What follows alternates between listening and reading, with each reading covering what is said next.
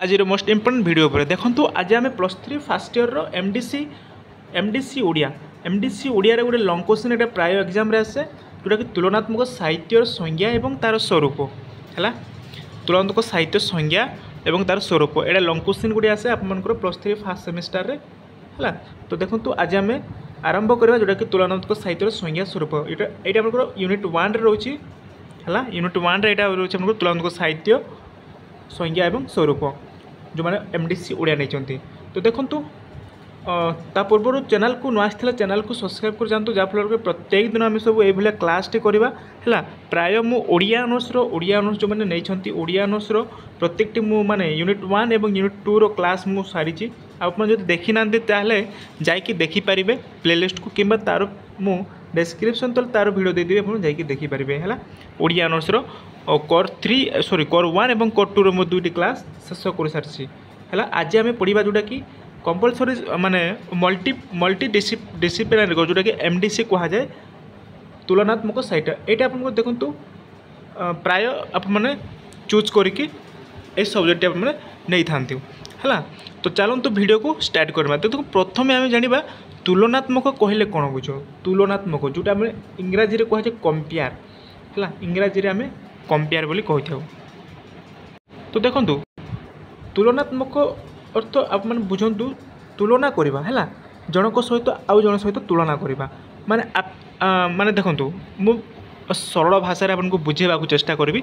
मन कर देख तुलना आप माने जनक सहित तुलना कर सी देख मन कर गोटे पिला है आउ जनक पिला सहित से तुलना करुच्ची कौन तुलना करुच्ची मन कर तार ड्रेसिंग स्टाइलटा है तार ड्रेसिंग स्टाइलटा एवं यार ड्रेसिंग स्टाइलटा ये से तुलना करुच्ची है माने तार केमती अच्छी यार केमती अच्छी यही भाव में देखो तुलना करवा है। तुलनात्मक साहित्य माने तुलना करवा एठारे तुलनात्मक साहित्य माने कौन कहुए माने अन्यान्य माने बही सहित तुलना करा देख अन्यान्य माने ग्रंथ सहित एठारे तुलना करा कथा एठारे कहुए है तुलनात्मक साहित्य। तो बुझीपारे तुलनात्मक साहित्य कहले क्या बुझाए आप माने यार डेफिनेशन आप जो पढ़े ताले बुझीपारे। तो देखो मुझको पढ़ेबी तो आप मैंने वीडियो को ध्यान सहित देखूँ है आ वीडियो गोटे लाइक करूँ। तो चलते वीडियो को स्टार्ट करवा। तो देखो ये प्रथम माने संज्ञा होची साहित्य अध्ययन रे यह एपरि एक विभाग जोटी विविध भाषा रे रचित मूलपाठ मध्य थिबा साम्य वैषम्य आकलन एवं विभिन्न अंचल रे एका भाषा रे थिबा सृजन कर्म मध्य तुलना करने प्रक्रिया को तुलनात्मक साहित्य कह जाए है। तो ये कौन से कौन तो तुलनात्मक साहित्य कहले विभिन्न विभाग जो विभाग भाषा रचित मूलपाठ है थिबा साम्य वैषम्य आकलन एवं विभिन्न अंचल रे भाषा रे थिबा सृजन माने विभिन्न भाषा रचित थिबा पाठ है ग्रंथ जोटा कि बही सहित जदि ओडिया बही सहित अन्य भाषा सहित आम तुलना करवा ताकू आम तुलनात्मक साहित्य बोली कही था है। तो ये देखो ओडिशा रे ओडिया भाषा रचित कौन सी ग्रंथ सहित तुलना हेबार योग्यता भित्ति रे जर्मानी किंवा अन्य कौन से देशर अवस्थान को थिबा ओडिया लेखकर ओडिया ग्रंथर तुलना करा जाय पारिबो कि। तो एटार प्रश्न पचार जायछि जे ओडिशार जो ओडिया भाषार जो ग्रंथ सहित तुलना हेबार योग्यता भित्ति रे जर्मानी अन्य कौन से देशर अवस्थान करुथिबा ओडिया लेखक ओडिया ग्रंथर तुलना करा जाय पारिबो कि। यस करा जाय पारिबो हैला ओडिया भाषा सहित अन्य भाषा माने सहित मते तुलना करा जाय पारिबो। तो तुलनात्मक साहित्य मूल भित्ति होची तुलना जोटा कंपेयर कह जाए है। तो तुलना करिवार अवध होची मनुष्यर जन्मगत एक प्रकृत मनुष्य प्रत्येक विषय को तुलना माध्यम रे ही विचार करथांती। तो एक संबंधी ज्ञानम अपरि संबंधी स्मारकम।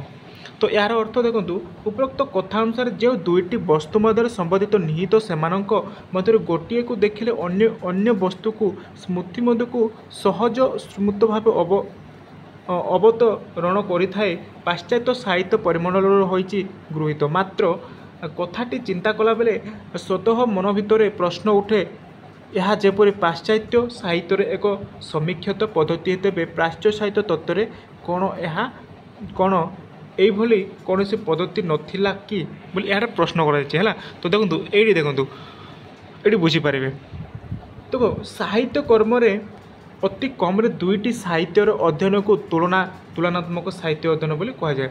ତ ଏଇଟା ତୁଳନାତ୍ମକ ସାହିତ୍ୟ କାହା କୁହାଯାଏ? ସାହିତ୍ୟ ମଧ୍ୟରେ ଥିବା ହେଲା ଅତି କମ୍ରେ 2ଟି ସାହିତ୍ୟର ମନେକର ଗୋଟିଏ ଗ୍ରନ୍ଥ ମନେକର ଗୋଟିଏ ସାହିତ୍ୟ ଗ୍ରନ୍ଥର ରଚିତର ସାହିତ୍ୟକୁ ଅନ୍ୟ ଏକ ସାହିତ୍ୟ ଗ୍ରନ୍ଥ ରଚିତ ସାହିତ୍ୟ ସହିତ ତୁଳନା କରିବା ତାହାକୁ ଆମେ ସାହିତ୍ୟ ଅଧ୍ୟୟନ ବୋଲି କୁହାଯାଇଥାଉ।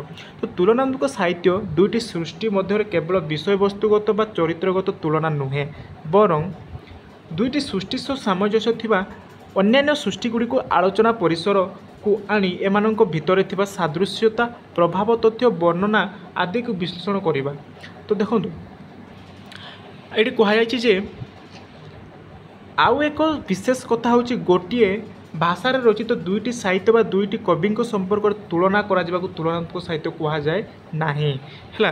ଗୋଟିଏ ଭାଷା ସହିତ ରଚନା କରାଯାଇଥିବା କବି ଅନ୍ୟ ଏକ କବି ସହିତ ତୁଳନା କରିବାକୁ ତୁଳନାତ୍ମକ କୁହାଯାଏ ନାହିଁ, କାରଣ ଯେତେବେଳେ ଗୋଟିଏ ଭାଷା ସାହିତ୍ୟକୁ ଅନ୍ୟ ଏକ ଭାଷାର ସାହିତ୍ୟକୁ ତୁଳନା କରାଯାଏ ତାହାକୁ ତୁଳନାତ୍ମକ ସାହିତ୍ୟ କୁହାଯାଏ। ମାନେ ଗୋଟିଏ ଭାଷା ମନେକର ଗୋଟିଏ ଭାଷାର ରଚିତ ଓଡ଼ିଆ ଭାଷା ହେଲା ମନେକର ଓଡ଼ିଆ ଭାଷାର ରଚିତ ସାହିତ୍ୟକୁ ଆମେ ହିନ୍ଦୀ କିମ୍ବା ଇଂରାଜୀ କିମ୍ବା ବଙ୍ଗାଳୀ ଭାଷାର ରଚିତ ସାହିତ୍ୟ ସହିତ ଆମେ ତୁଳନା କରିବା ତାହାକୁ ଆମେ ତୁଳନାତ୍ମକ ସାହିତ୍ୟ ବୋଲି କୁହାଯାଇଥାଏ ହେଲା। ତ ଉଦାହରଣ ସ୍ୱରୂପ ଯଦି ନେବା ଦେଖ ତ ଉଦାହରଣ କ'ଣ ଉଦାହରଣ ଯଦି ଆପଣ ନେବା ଦେଖନ୍ତୁ ଉଦାହରଣ ଯଦି ମାନେ ନେଉଛୁ ତାହେଲେ ବଳରାମ ଦାସଙ୍କର ଓଡ଼ିଆ ରାମାୟଣ ସହିତ ଉପେନ୍ଦ୍ର ଭଞ୍ଜଙ୍କର ବୈଦେହୀଶ ବିଳାସକୁ ଆମେ ଯଦି ତୁଳନା କରିବା ତାହାକୁ ଆମେ ତୁଳନାତ୍ମକ ସାହିତ୍ୟ ବୋଲି କହିଥାଉ ହେଲା। ନେକ୍ସଟ ଦେଖ ତ ଯେତେବେଳେ ବଳରାମ ଦାସଙ୍କ ରାମାୟଣ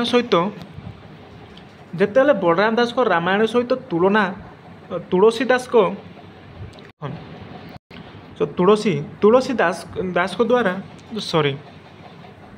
ହେଲା ତୁଳସୀ ଦାସଙ୍କ ରଚିତ ଯେଉଁଟା କ'ଣ ହଁ ଦେଖନ୍ତୁ ବଳରାମ ଦାସଙ୍କ ରାମାୟଣ ସହିତ ତୁଳସୀ ଦାସଙ୍କର ରାମ ରଚିତ ମାନସର ତୁଳନା କରାଯାଏ ତାହାକୁ ତୁଳନାତ୍ମକ ସାହିତ୍ୟ କୁହାଯାଏ।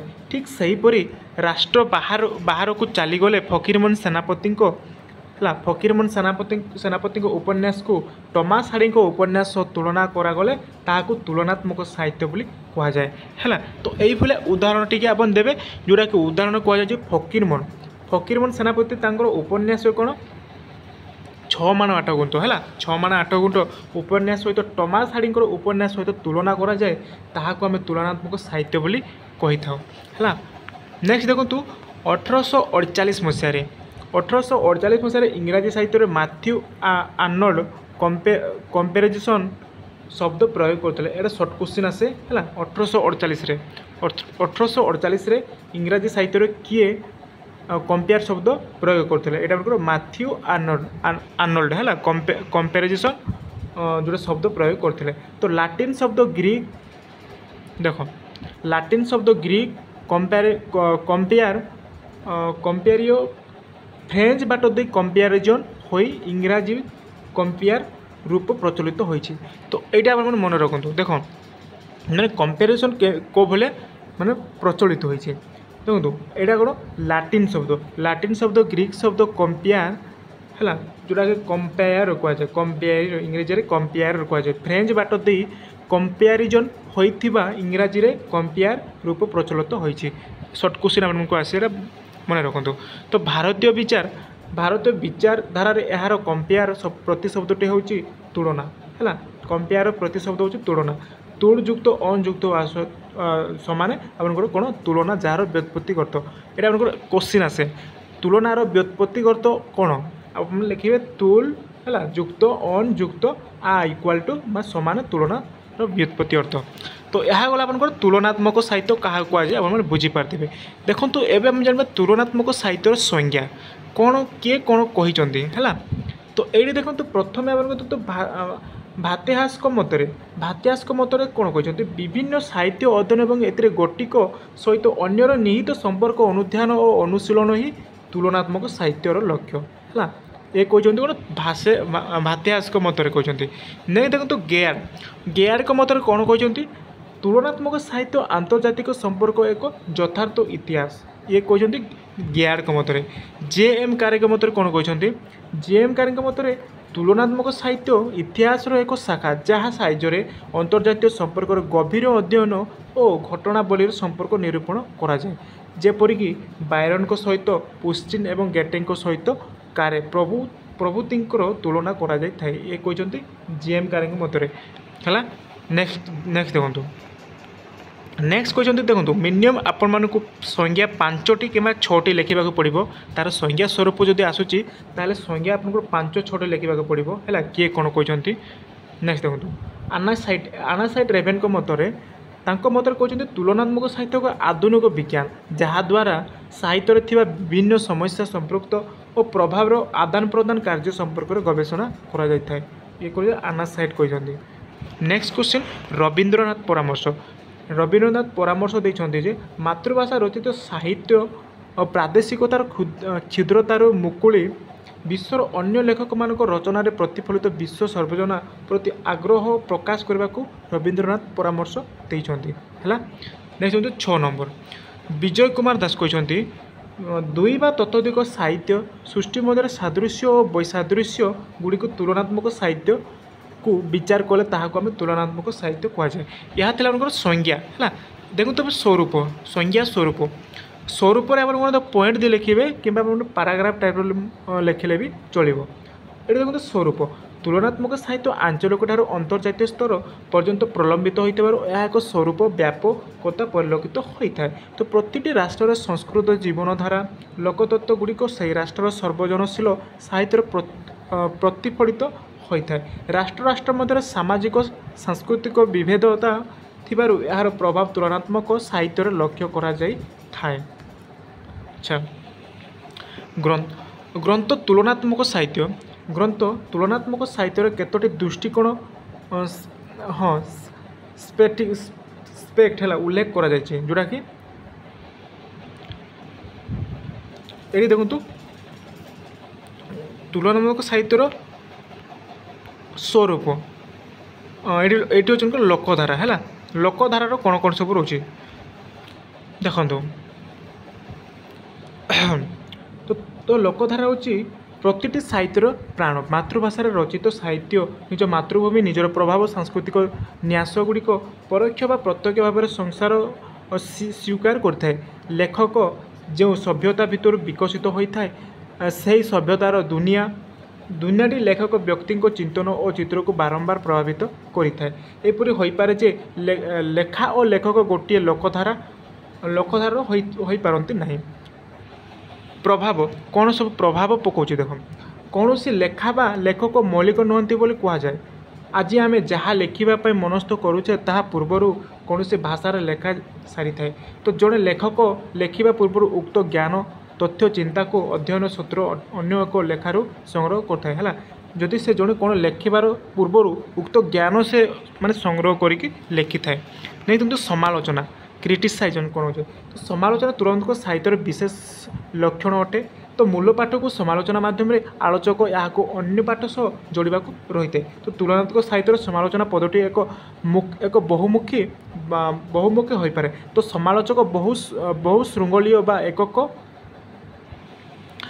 एकक श्रृंखला समालोचना पद्धति को आपणाई थाए। तो समालोचक योग्यता और दक्षता उपर निर्भर करें है। यह कौन थी आपंकर समालोचना क्रिटिसाइज कौन केमती करा जाउछि।